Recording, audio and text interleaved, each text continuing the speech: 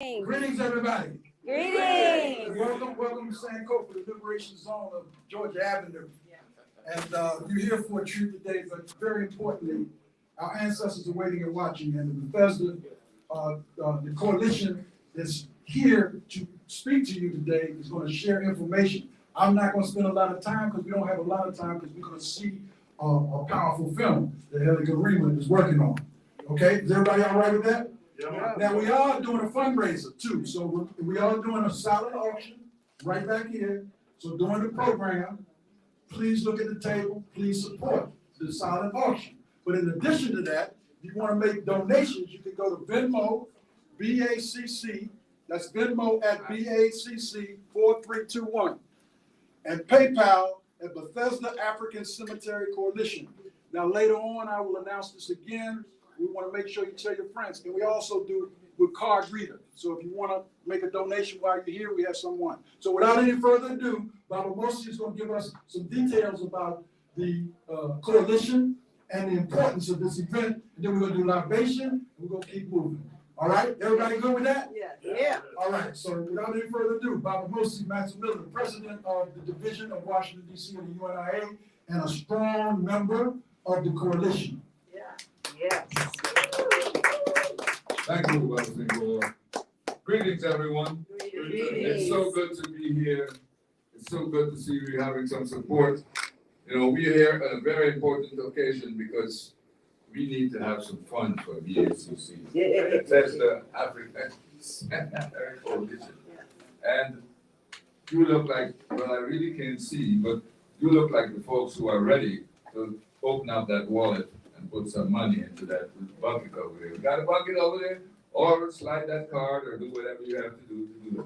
Now the BACC, the Bethesda African Cemetery Coalition, out there in Bethesda, we have a job to do that is very important because this is about a cemetery that's being desecrated by the people who think they can do whatever they want because they got money. That's right. That's right. And, you know, don't let me go into this, but, you know, I'm just here to welcome you because of the short time we've got. And I hope that you will go to the website and check this out if you only hearing this about now, okay? The BACC, Bethesda African Cemetery Coalition .net. Yes, that net. All right, so it's up to you, but we're looking forward to your support. I'm Baba Mosi, and I thank you for being here.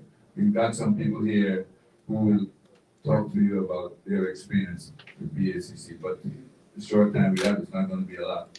So here we go.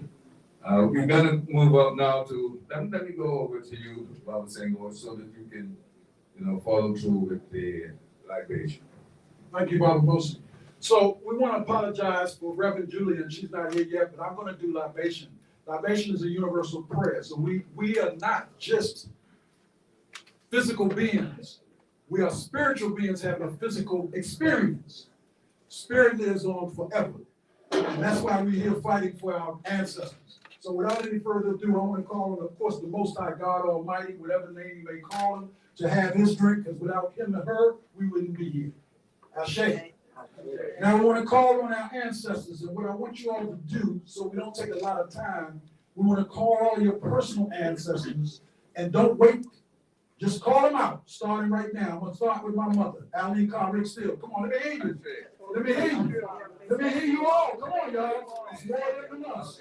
More ancestors than us. Yeah. Yes. Have your drink. And then we want to call on our national and international ancestors, just not men, women as well. Okay, so we want to start with Amy Jockstar. Have her drink. Come on. Marcus Messiah. Marcus got it. Come on. Harriet Tubman. Come on, y'all. Sir John Truth. Come on, y'all. Drusilla Benji. Come on. Queen Mother Moore. Come on, y'all. Come on. It's more ancestors, y'all. Y'all run out. More than us. Right, God, you Woodson. Come on. Malcolm X. Right, Malcolm X. Kwame Nkrumah. Ivan Van Sertima. Come on, Farouk Muhammad. Mal Robinson. Thomas Sankara. And all of those ancestors that all those Nelson Mandela and all those ancestors that have gone before us, Winnie Mandela, all those ancestors that have gone before us who give work, we want to continue to emulate their works, words, and deeds. We ask the Most High Almighty, God Almighty, her you to have that drink again. Thank you for all the blessings you brought, all those great ancestors, and thank you for all of the living people that are moving, and let's work hard for our children. Ashe, Ashe, Ashe. Thank you all. Now, without any further ado, we want to call up our dear sister Karen. Number 3. Sorry. Our dear sister Karen Wilson, who's going to share some spirit energy and song with us. And I see Mama Julian just coming in the door now, but that's okay. Come on. Go ahead. This is the scene of a crime. We never do this alone. This is the scene of a crime. This is the scene of a crime, you know. This is the scene of a crime. Come on. Little girls are buried here. Little girls are buried here. Little girls are buried here, you know. Little girls are buried here. Because this is the scene of a crime. This is the scene of a crime. This is the scene of a crime, you know. This is the scene of a crime. And little boys are buried here. Little boys are buried here. Little boys are buried here, you know. Little boys are buried here. Because this is the scene of a crime. This is the scene of a crime. This is the scene of a crime, you know. This is the scene of a crime. Cora Box is buried here. Cora Box is buried here. Cora Box is buried here, you know. Cora Box is buried here. Because this is the scene of, this is the scene of a, this is the scene of a, this is the scene of a crime. Crime, you know. This is the scene of a crime. And her husband is right by her side. Her husband is right by her side. Jeremiah is right by her side, you know. Jeremiah is right by her side. Because this is the scene of a crime. This is the scene of a crime. This is the scene of a crime. Crime, you know. This is the scene of a crime. Let them lie in peace. Let them lie in peace. Let them lie in peace, you know. Let them lie in peace. Because this is the scene of a crime. This is the scene of a crime. This is the scene of a crime, you know. This is the scene of a crime. Last time. This is the scene of, this is the scene of a crime. This is the scene of a crime. Crime, you know. This is the scene of a crime. Amen. All right, let's hear it, y'all. Thank you so much, Karen. Yeah, so Reverend Julia is here, and she's going to share a few words, and then we're going to bring on Brother Harvey. Be good with time, Marsha. So without any further ado, Reverend Julia. Good evening, good evening, good evening. Good evening. I wanted to just come and say a word of gratitude for Dr. Holly Garima, who has held this sacred space for us for so long, and for this space itself that has housed so many thought leaders and activists and people of deep spiritual capacity. And that's what I want to talk about just for a minute. At this time, we invoke the presence of the Most High. We invoke the presence of Yahweh, we invoke the presence of Oludumare Obatala, Yemaya, Olokun, Shango, Oya, and all of the Yoruba deities who come to support us. I want to say something very frank and very honest. It's very controversial. Wherever we congregate, wherever our thought leaders come together, there is always an FBI, NSA, or CIA agent in the mix. And we have to be very honest with ourselves that our time on this planet and our time in American history is crucial. We've had so many thought leaders who have been imprisoned or martyred, or who departed this life having fulfilled their purpose but given their mission to us. And so right now, as we face the desecration of an African cemetery, which was once a mass burial site for little girls who had been trafficked and raped and sold, because it's important to understand that Maryland, Virginia, and Delaware were the primary breeding plantation locations. And by treating our children that way, that is a form of ethnic cleansing, a form of eradication of our future. And we have seen that behavior over and over and over again.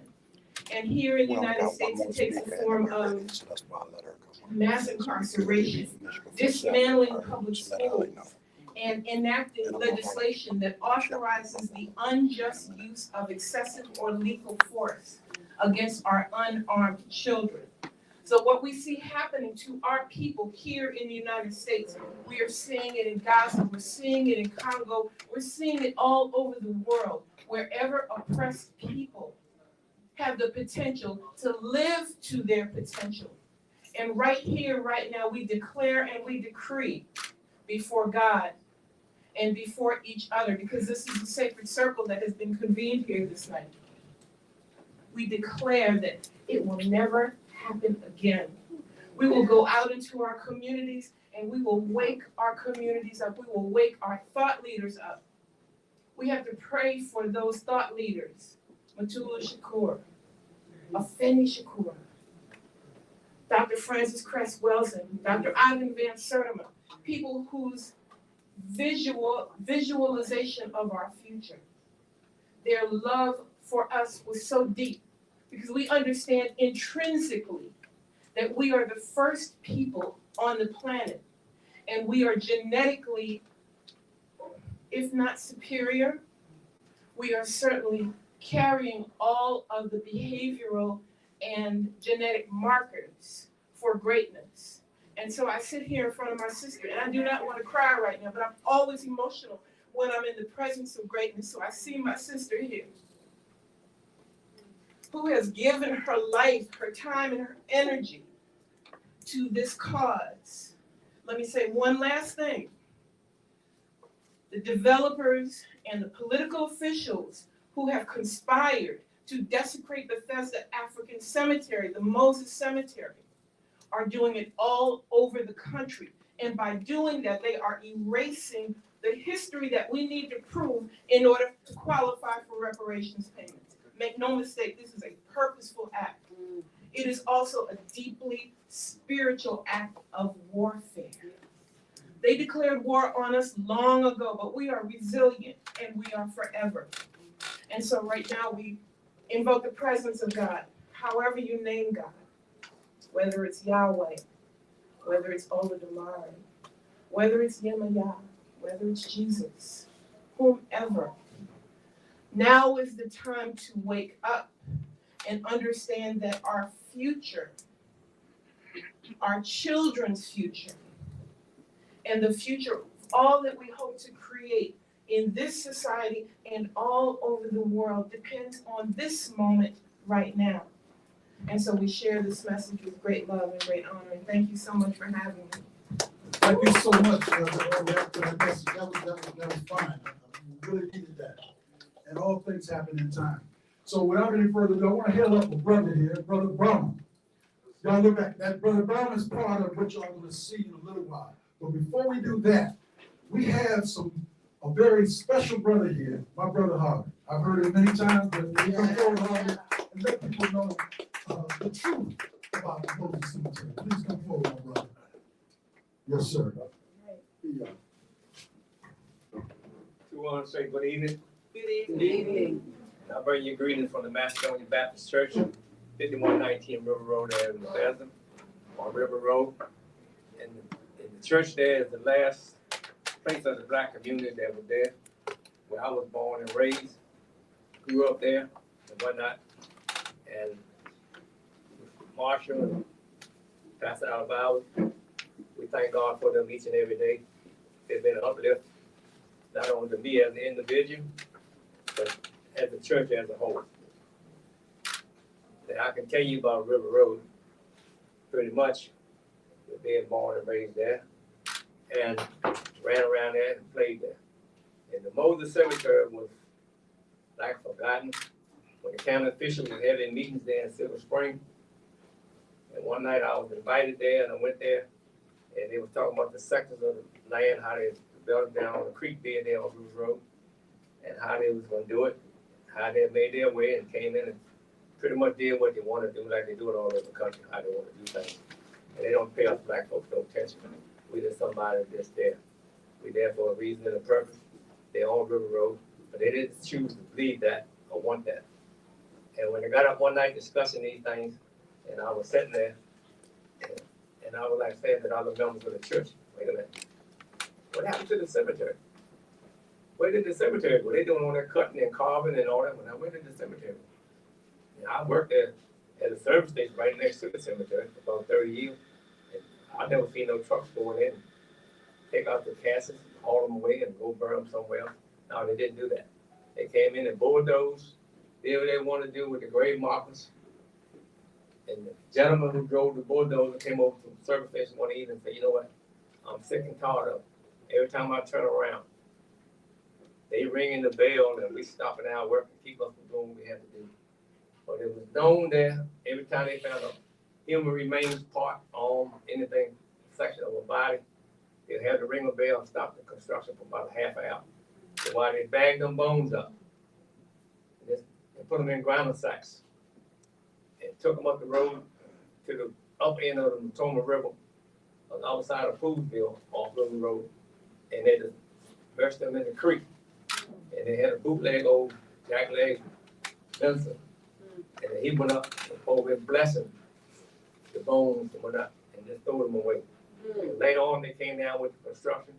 And thank God for my sister here, Marcia here, where I always put herself physically in front of dump trucks, was trying to haul the debris and the body parts and stuff out of the area. So we could come in and discover them, made it be known, and let people know that that was what they were doing there. And she just put her life on the line to block that process. But then also later on, my parents lived there and whatnot, had property there. You know, I was fortunate that my grandpa had a farm there on River Road. You know, we had the cattle and the pigs and the horses and goats and things of that nature. And we had that. But then when the white man decided to come in, we need this land, we need these houses, we leave from here, and we need to get these folks out of here. They came in with the deep pockets, make a whole lot of promises and whatnot. Get some of the people that were there, the lack of education and knowledge and whatnot, or understanding what was going on, and had them to sign the X on a piece of documented paper and tell them you have a lifetime home here forever. And come back maybe 30 days later and tell you, no, Mr. John that came and he bought this land now and he owns this. And I'm sorry, Bill, James, Sue, or Jay, or whoever, you have to go.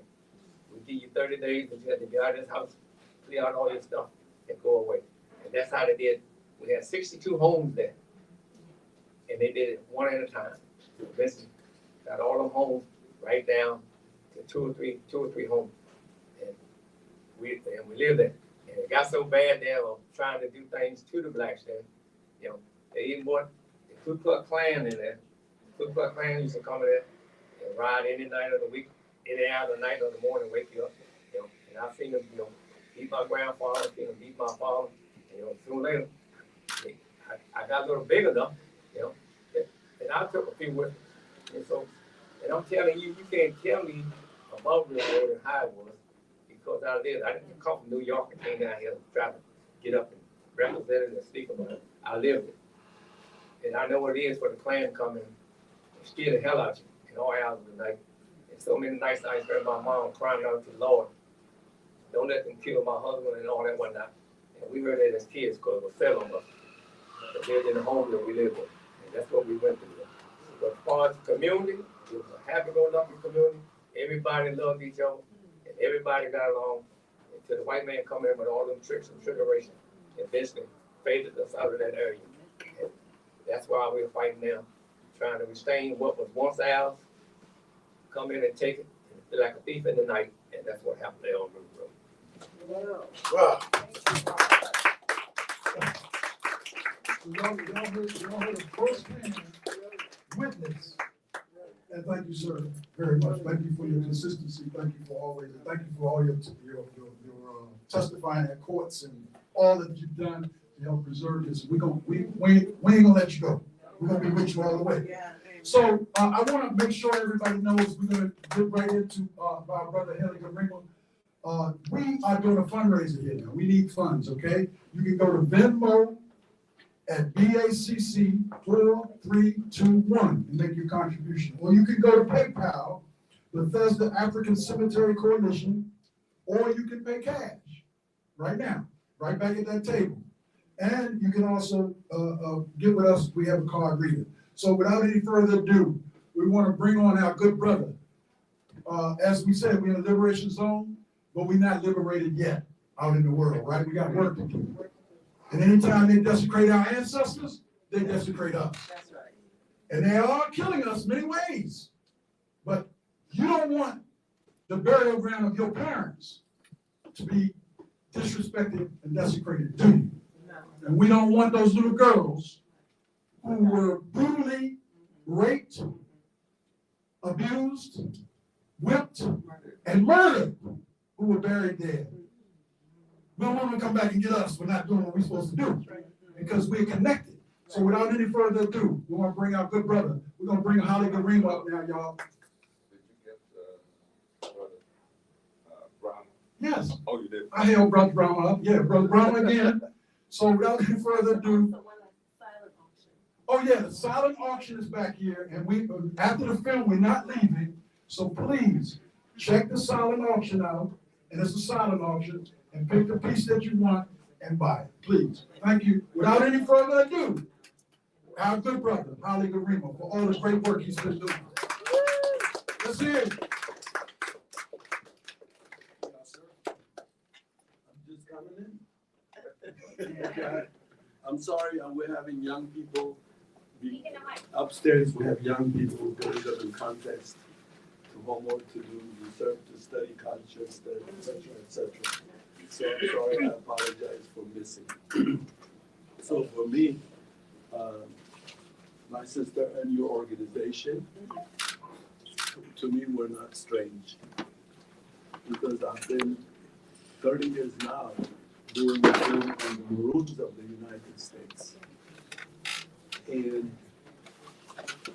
when I heard her speak about her, her organization working on the cemetery issue and the violation of cemetery and what it's like the violation of cemetery is a gentrification of memory and marrow linkage to descendants. And traditional societies always fight to keep their cemetery sacred. And so when I heard her, I know, because this film also taught me, this documentary film I'm doing, Africans who, a lot of times we know a lot about,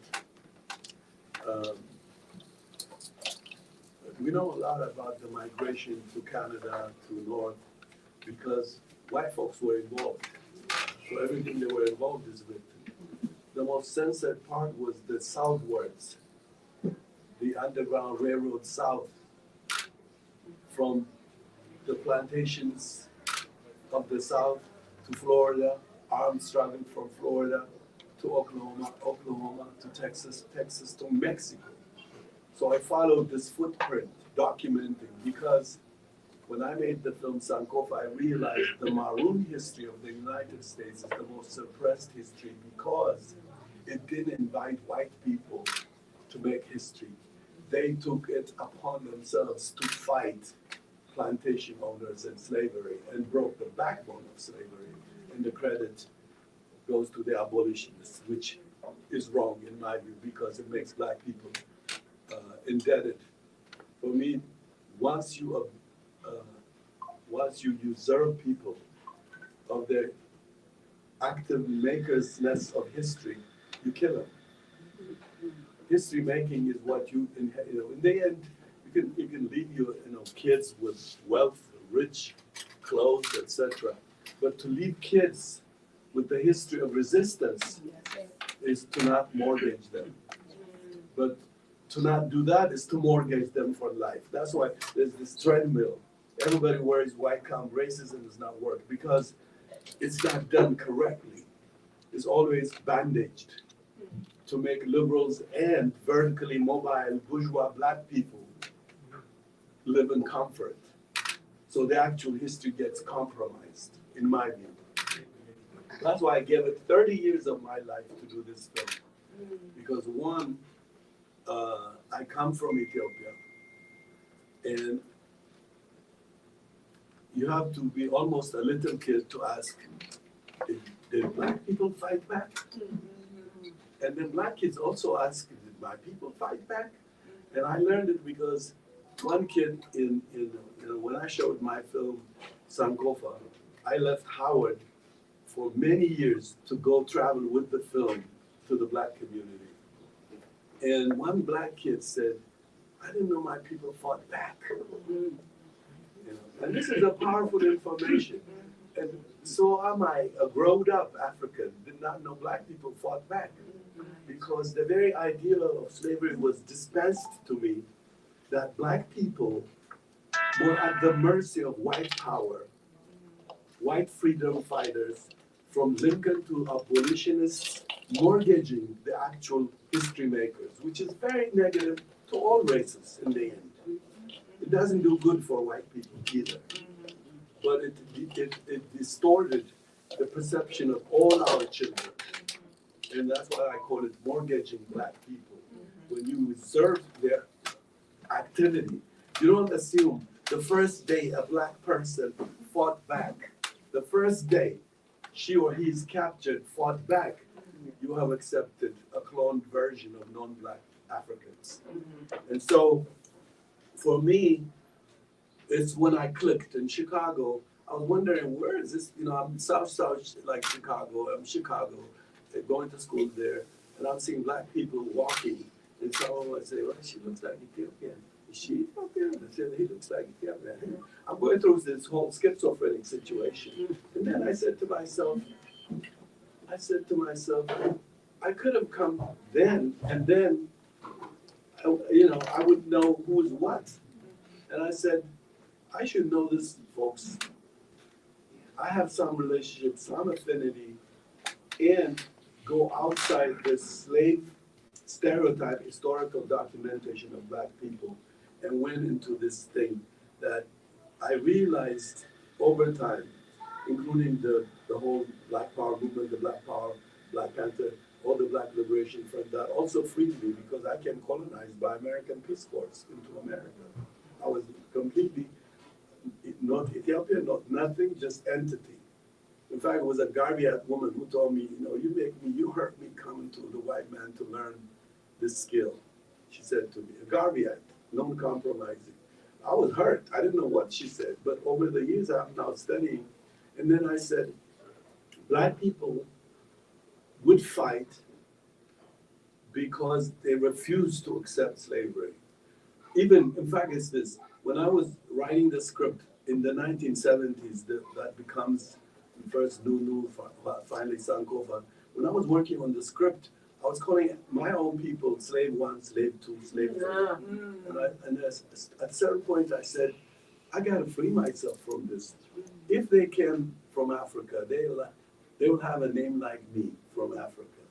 where does this thing get disconnected with the umbilical cord? So this kind of examination helped me to arrive with the film Sankofa, with a very imperfect film, but a film that liberated me first. And those who have seen it, if they felt the same, I share it. So that crux, that battle point where black people refused to accept slavery, and white people, white plantation owners, slave owners, enslaving power, has to create a clone. And you can see the demography of it, even the journey it takes. Negro, where does it come from? Who sneaked this word into black people?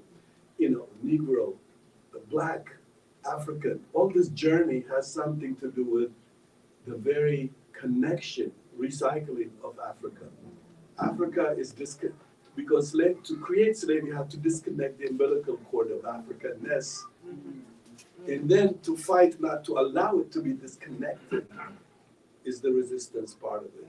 Once I linked to the resistance aspect of it, it freed my enslavement of my knowledge of who Africa is, what's Brazil. I studied slavery like it's nobody's business.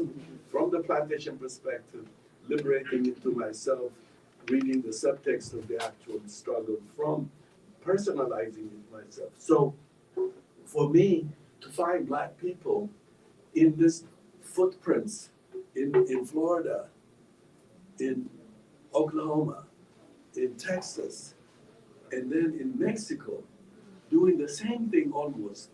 Every year they meet, like for example, you'll see in Brackenville, they meet every year in September, and they bring all their descendants, and they make them read headstones. So they read headstones and link to 1,700 folks. I said, phew. That's why I don't care about this bourgeois libraries black people create all over the place. These black people have a library that it's what I call people's library. The cemetery is where they go, not to the Harvard guy, that guy who goes around getting your whatever, your whatever. The black folks have it. Historically, I'm just filming what they were doing. And then the little kids will use pencil to trace the headstones. Okay, and I would like to share that with you to show you that's a form of resistance. This is what we fail. When black people insist even on a diet. In Brazil, if you go to Brazil, before conscious war, the food is fighting. African food is fighting to not die in Brazil. You see it when you start to taste it, you see this resistance taste that refuse to die. So even food diet fights to keep itself. And you have to kill it. You deny their food. Except the gamagichi, the rice. Black people in America their food was at times constantly being given the plantation food, when in fact black folks continue to have little plants here. When I went and visited a enslaved shack in Louisiana, I was amazed how black folks had in their shacks, slave shacks, they would plant some vegetable. Even planting, callaloo. Callaloo traveled from Africa to the Caribbean. I can trace it for you. So it comes and it grows, they keep it. It's like to dare to say, I'm human. I know my plants. I know what to eat. I know. And you see it all over in the inner cities, black folks healing black kids when they have a foot problem. There's a grandfather who just sucks the how young kids walk around with barefoot, glass goes in, brother gets out by just sucking it out of there. Where's that? That's how I grew up. The bad blood sucked, etc. I saw it in the Maroon history. I followed it in the descendant. So see the film. I'll be very happy to talk. But for me, if you ask me, I'm going to tell you why I made this film, because I felt what black people in America gave me is resistance. Fight back. Do not accept the world as it is given to you back, the Eurocentric paradigm. refuse to accept that. It's non-human to everybody. And thank you to hear me, but I hope the film does better than I. But by the way, this film is still work in progress. This is sample. We call it sample. So there are many visual ideas in it that we don't include. Thank you very much. Thank you, Mama. Now, after you've heard that, just think about resistance. And we're out there every Wednesday outside of the Bethesda African Cemetery on River Road. And our voices are saying, save Moses Cemetery. Moses Cemetery is where those folks, it's the cemetery that's being desecrated. And I call on you folks to come out and join us every Wednesday at 4 p.m. to save Moses Cemetery. Save Moses Cemetery? Save Moses Cemetery. Thank you very much.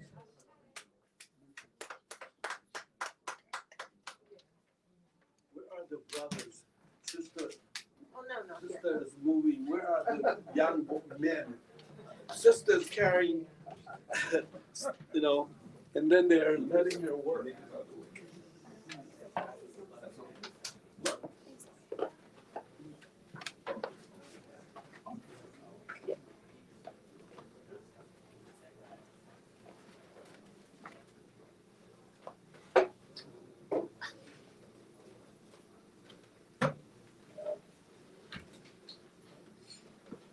Still in the picture, still in the picture.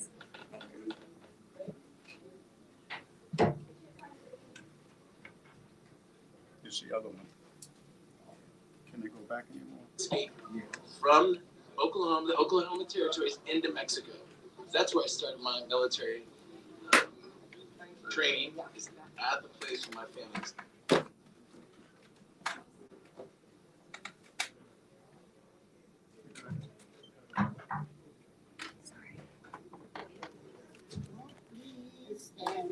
How long I send that train, don't go no place. Tell me how long I send that train, don't go no place. Tell me how long I send that train, don't go and go me down.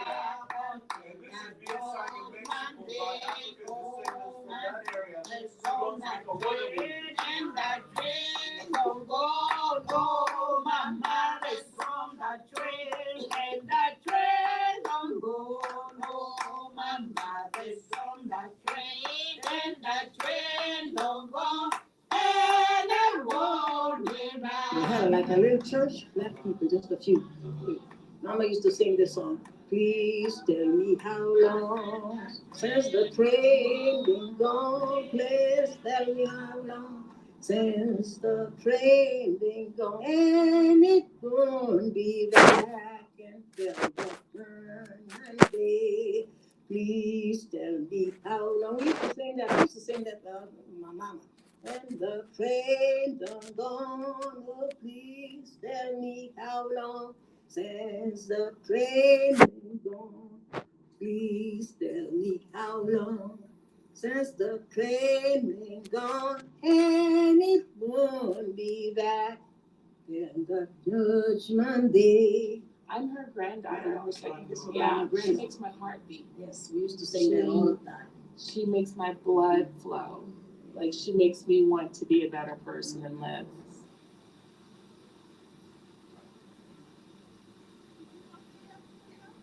Okay, huh? So we have flowers for your mom, and then Minnie, and then Mama dear, I come to see about the flower. yes. Mama dear. Remember, Mama, thank you, Mama, thank you. Thank you, Mama, thank you. Thank you, Mama.